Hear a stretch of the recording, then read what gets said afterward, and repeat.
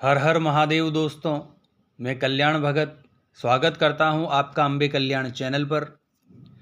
दोस्तों, ग्रहों का, राशियों का और नक्षत्र का एक विशेष महत्व होता है।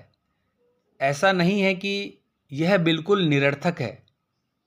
और बहुत से भगत हमारे यह सोच सकते हैं कि जब भगवान की पूजा पाठ और हमारे इष्ट देव की कृपा ही सबसे महत्वपूर्ण है, तो जो ग्रह हैं उनकी चिंता क्यों की जाए। इस बात की क्यों चिंता की जाए कि कौन सी महादशा हमारे ऊपर चल रही है, कौन से ग्रह हमें पीड़ित कर रहे हैं, कुंडली में ऐसा कौन सा दुर्योग बन रहा है जिससे हम चिंता करें। देखिए दोस्तों, यह तो सत्य बात है कि यदि आप अपने इष्ट देव की शरण में हैं तो आपको अन्य किसी की परवाह करने की ज़रूरत नहीं है। यह बात बिल्कुल सत्य है। लेकिन जो प्रारब्ध रूपी कर्म फल होता है, क्योंकि दोस्तों यह एक ऐसा तीर होता है जो कमान से निकल चुका है और इसका फल तो हमें भुगतना ही पड़ेगा। तो अब हमें क्या करना चाहिए? तो एक ही रास्ता है दोस्तों। हम अगर उस तीर के सामने एक ढाल खड़ी कर दें तो इससे हमारा बचाव हो सकता है। एक सुरक्षा कवच आप अगर अपने चारों ओर निर्मित कर लें, बस यही एक उपाय है प्रारब्ध से बचने का। अन्यथा तीर तो कमान से छूट ही चुका है, वह तो आप तक आ ही रहा है। अब बात आती है दोस्तों कि इष्ट देव की पूजा से हमें क्या लाभ हो रहा है। इससे हमें यह लाभ हो रहा है दोस्तों कि जो हमारे प्रारब्ध रूपी पाप कर्म है उसका जो फल, यानी जो तीर आपकी तरफ आ रहा है, उसकी गति को आप मंद कर सकते हैं। उससे प्राप्त होने वाले परिणामों को आप हल्का कर सकते हैं। यानी आपके ऊपर मान लीजिए 100 किलो का कोई पत्थर गिरना था और आप नाम जाप या मंत्र जाप के प्रभाव से, अपने इष्ट देव की कृपा से आप उसे घटा करके 100 ग्राम कर सकते हैं या 10 ग्राम का कर सकते हैं। अब यहाँ पर बहुत से भगत यह कहेंगे कि अगर इतनी ही शक्ति नाम जप में है तो उससे हमारे पूर्ण प्रारब्ध कर्म हम क्यों नहीं मिटा सकते। तो ऐसा भी संभव होता है दोस्तों, लेकिन उस स्तर का नाम जाप भी तो होना चाहिए, उतनी शक्ति भी तो आपके पास होनी चाहिए। अभी तो आपने 5 महीने, साल भर, 2 साल से नाम जाप करना शुरू किया है और आप सोच रहे हैं कि बड़े से बड़े असाध्य रोग जो प्रारब्ध के बल पर हमारे ऊपर आ रहे हैं हम उसे मिटा दें। तो ऐसा नहीं होता है दोस्तों। बड़े से बड़े जो असाध्य रोग हमारे शरीर में प्रकट होते हैं वह लाखों जन्मों के संचित कर्मों के परिणाम के कारण ही होते हैं। उनको आप 2 महीने के नाम जाप से कैसे नष्ट कर सकते हैं।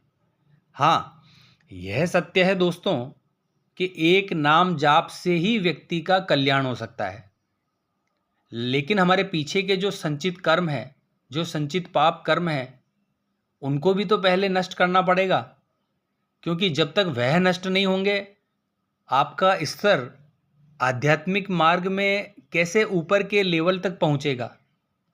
तो इस बात को आप जान लें कि अगर आप शिव नाम जाप कर रहे हैं या आपके कोई भी इष्ट देव हों, राम जी हों, श्री कृष्ण जी हों, माता जगदम्बा हो, हनुमान जी हों, गणेश जी महाराज हों, कोई भी हों, नाम जाप से ही आप अपने आध्यात्मिक स्तर को उच्च स्तर पर ले जा सकते हैं। कलयुग में सबसे श्रेष्ठ साधन मानसिक रूप से की गई सेवा ही है। अब इसी के विविध रूप हैं नाम जाप, मंत्र जाप, मानसिक सेवा, मानसिक रूप से चिंतन करना, लीलाओं का चिंतन करना, रूप का चिंतन करना, पवित्र धाम का चिंतन करना। जितनी भी मानसिक रूप से की गई सेवाएं हैं कलयुग में, वही कल्याणकारी है। तो नाम जाप ही सर्वश्रेष्ठ साधन है, क्योंकि इसमें बाहरी रूप से किसी के सहयोग की आवश्यकता नहीं है। किसी भी श्रेणी का व्यक्ति नाम जाप कर सकता है, चाहे वह अमीर हो, गरीब हो, महिला हो, पुरुष हो। इसमें प्रभु ने किसी भी प्रकार का कोई भेदभाव नहीं रखा है। जिस परिस्थिति में आप हैं, नाम जाप आप कर सकते हैं। जिस प्रकार से हमें हर समय नाम जाप की आवश्यकता होती है, उसी प्रकार से ही एक सुरक्षा चक्र की हमें आवश्यकता होती है। क्योंकि ग्रह जनित जो भी पीड़ाएं होती है, जो भी बाधाएं होती है, वह कभी भी आपके सामने प्रकट हो सकती है। तो इसीलिए आपको हर समय सुरक्षा चक्र में रहना पड़ेगा। बहुत से लोगों की कुंडली में काल सर्प दोष होता है। शिव नाम जाप के प्रभाव से आप इसके प्रभाव को कम कर सकते हैं। पूर्णतया यह समाप्त नहीं हो सकता, यह भी मैं स्पष्ट रूप से आपको बता दूं, क्योंकि जन्म कुंडली में जो ग्रह जहां पर लिखे हैं वह बदले नहीं जा सकते। लेकिन नाम जाप के प्रभाव से आप उससे आने वाले प्रभाव को न्यूनतम से न्यूनतम कर सकते हैं। यह बिल्कुल सत्य है दोस्तों। काल सर्प में जो काल शब्द होता है वह केवल आपको डराने के लिए ज्योतिषियों ने रखा है, बल्कि असलियत में इसे सर्प दोष कहा जाता है। तो इसी प्रकार से बहुत सी समस्याएं ग्रहों से रिलेटेड होती है। अब मान लीजिए आपके ऊपर 7.5 चल रही है, तो इससे आप क्या समझ रहे हैं दोस्तों? भगवान शनिदेव तो स्वयं भगवान शिव के शिष्य हैं, और आप शिव नाम जाप करेंगे तो आपको शनिदेव कैसे परेशान कर सकते हैं? तो दोस्तों, ऐसा नहीं हो सकता कि कोई साधक भली भांति विधि विधान से शिव नाम का जाप करे और उसे कोई ग्रह नुकसान पहुंचा सके। तो ऐसा बिल्कुल संभव नहीं है दोस्तों। बस ज़रूरत है आपको शिव नाम जो आप जप रहे हैं उसमें आपका समर्पण कितना है, इसको देखा जाता है। क्योंकि सारे ग्रह तो महादेव जी के द्वारा ही उपजाए गए हैं। शुक्र को अगर आप देखें तो वह शिव जी के शिष्य हैं। शनि ग्रह को देखिए, वह भी शिव जी के शिष्य हैं। राहु केतु शिव जी के शिष्य हैं। मंगल का तो जन्म ही शिव जी की कृपा से हुआ है।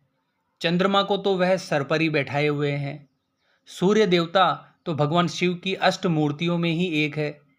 तो आप सोच लीजिए कौन से ग्रह की हैसियत है जो आपको परेशान कर लेगा। लेकिन दोस्तों, अपनी गद्दी का अधिकारी हर व्यक्ति होता है। जब उसका अवसर आता है तो वह पीड़ा अपने हिसाब से देगा जरूर आपको, और उसी से बचने के लिए शिव नाम जाप करना आवश्यक है। और केवल शिव नाम जाप ही नहीं, शिव जी के बहुत से नाम हैं। हजारों नामों में से कोई भी एक प्रिय नाम आप चुन लीजिए। आप अपनी रुचि, अपनी श्रद्धा के अनुसार युगल नाम या केवल शिव जी का नाम जाप कर सकते हैं। तो ग्रहों से रिलेटेड जो भी समस्याएं हैं वह आपको आपके सामने आती तो दिखेगी, क्योंकि मैं पहले ही बता चुका हूं कि प्रारब्ध को पूर्णतया आप नष्ट नहीं कर सकते। बहुत छोटे मोटे जो प्रारब्ध होते हैं वह तो नाम जप के प्रभाव से खत्म हो जाते हैं। लेकिन कोई बड़ा पाप अगर आपने किया है, किसी जीव आत्मा के प्रति आपने अपराध किया है, तो उसे प्रभु क्षमा नहीं कर सकते, क्योंकि वह उनके अधिकार क्षेत्र के बाहर है। जैसे आप किसी व्यक्ति से 1 लाख रुपए उधार ले लें और उसे वापस ही ना करें, तो उसमें भगवान क्या करेगा? उसमें दोषी तो आप स्वयं बन रहे हैं, उस व्यक्ति के जिसने आपको पैसा दिया है। और उसकी आत्मा को जो आपने कष्ट पहुंचाया है, तो उतनी ही मात्रा में आपको कष्ट पहुंचाया जाएगा। तो ये कर्म बंधन तो 2 व्यक्तियों के बीच बन रहा है। तो दोस्तों, आपको बात को समझना है। ऐसा नहीं है कि कोई बड़ा महात्मा है तो उसको कोई बीमारी नहीं आएगी, उसे कभी कोई पीड़ा ही नहीं होगी। तो ऐसा नहीं होता है दोस्तों। इसके विपरीत जो बड़े बड़े संत महात्मा हैं उनको रोग ज़्यादा होते हैं, बड़े बड़े रोग होते हैं, क्योंकि यह जन्म उनका अंतिम जन्म होता है। प्रभु उनका जो भी हिसाब है वह इसी जन्म में क्लियर कर देते हैं। इसको बहुत गहराई से आप समझेंगे तो आपको समझ में आएगा। मैं मूल बात इस वीडियो में बस यही समझाना चाह रहा हूँ कि नाम जाप यदि आप करते हैं समर्पित भाव से और पूर्ण श्रद्धा से, तो नवग्रहों से जनित जो भी पीड़ा है वह आपके पास आएगी तो जरूर, लेकिन आपका कोई नुकसान नहीं कर पाएगी। दोस्तों, प्रारब्ध कमान से छूटा हुआ तीर है, वह आपके पास आएगा ही आएगा, उसे कोई नहीं रोक सकता, क्योंकि वह जो क्रिया है वह आपके नाम जाप करने से पहले घट चुकी है। हाँ, जो संचित कर्म में अभी पड़े हुए पेंडिंग में उनको नाम जाप करके आप नष्ट कर सकते हैं, वह शून्य हो जाएंगे। अगर आप अच्छे से नाम जाप करेंगे तो आपकी कोई भी राशि हो, आपके ऊपर कोई भी ग्रह गोचर वर्तमान में चल रहा हो, कुंडली से रिलेटेड आपकी कोई भी समस्या हो, आपको अपने इष्ट देव का नाम जाप अधिक से अधिक करना है। निश्चित रूप से आपकी सभी समस्याएं मिट जाएगी। तो आज का वीडियो हम यहीं समाप्त करते हैं। आशा करता हूं जो भी जानकारी आज की वीडियो में आपको दी गई है वह आपको अच्छी लगी होगी। तो मिलते हैं नेक्स्ट वीडियो के माध्यम से। जय मां अम्बे, जय श्री कल्याण।